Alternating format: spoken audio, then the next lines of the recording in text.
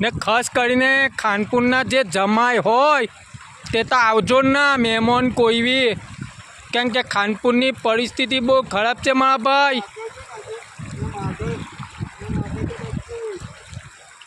જોવો ભાઈ, ખાસ કરીને જમાઈને આવજો હા। જમાઈ અમારા ગામના ખાનપુર ગામના જે જમાઈ હોય તે તો આવજો ના।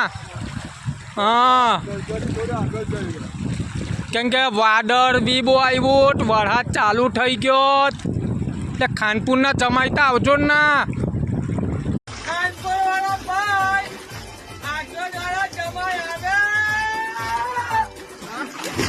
તારા ભાઈઓ કેવો પડ્યો કયો આછળના જમાઈ આવે, આછળના જમાઈ આવ્યા ને જમાઈને બચ્ચાને